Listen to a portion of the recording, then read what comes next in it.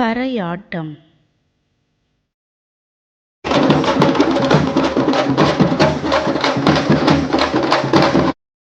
கல் தோன்றி மண் தோன்றா காலத்து மூத்த கொடி நம் தமிழ் கொடி.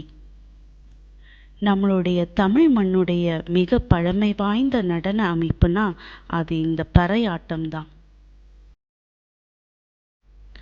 பறையாட்டம், பறை அப்படின்னா ட்ரம், அதாவது மேளம். ஆட்டம் அப்படின்பதுக்கு நடனம் அப்படின்ற பொருள். பறையை அடித்துக்கொண்டு ஆடுகிற ஆட்டம் அப்படின்றதுனால பறை ஆட்டம். இந்த பறை நம்மளுடைய தமிழ் கலாச்சாரத்தின் ஒரு வெளிப்பாடு.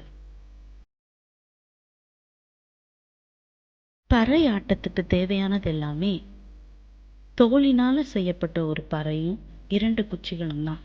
அதில் ஒரு குச்சி மற்ற குச்சியை விட நீளமாகவும் மெலிதாகவும் இருக்கும். அதை பொதுவாக வலது கரத்தில் தான் பிடிச்சிருப்பாங்க.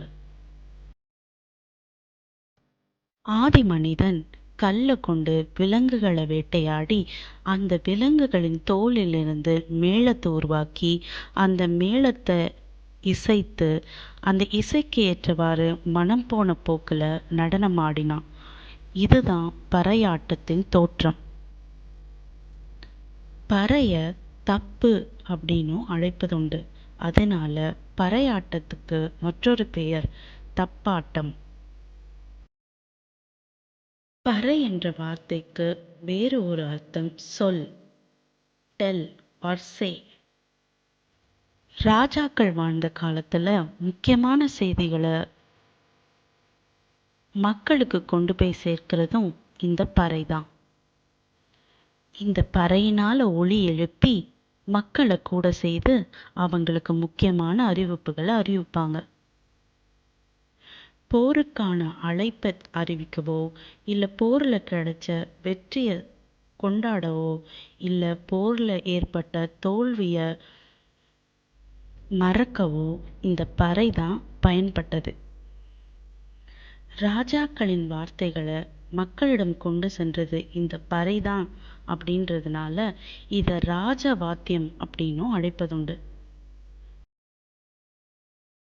இந்த பறையாட்டம் நிகழ்த்தப்படுகிற காலத்துக்கேற்றபடியும் சூழ்நிலைக்கேற்றபடியும் பறையில் அடிக்கப்படுகிற தாளத்தையும் வேகத்தையும் பறை கலைஞர்கள் மாற்றுவாங்க.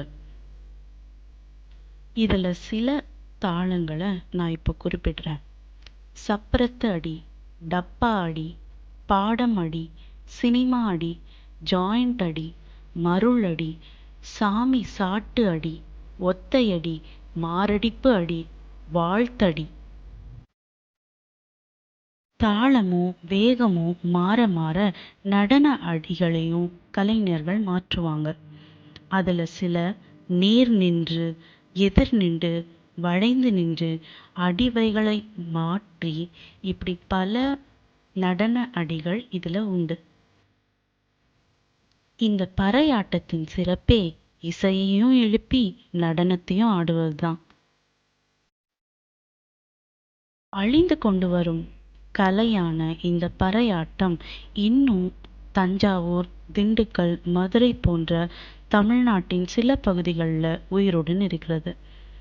இந்த பறையாட்டத்தை இப்போ கோவில் திருவிழாக்கள்லையும், மரண ஊர்வலத்துலேயும், திருமணங்கள்லையும், கட்சி கூடுகைகள்லையும் தான் பார்க்க முடிகிறது.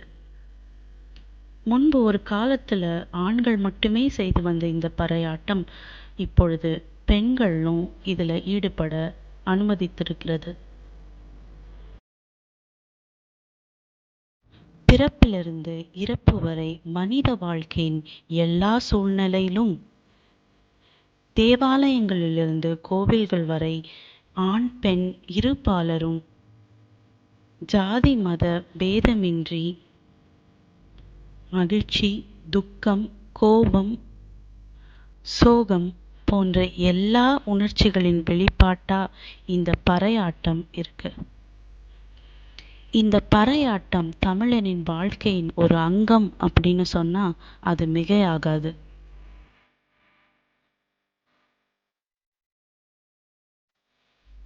அரசன் வாய்மொழி உரக்க சொல்லும் எங்கள் பறை, ஆதி தமிழனின் இசை எங்கள் பறை.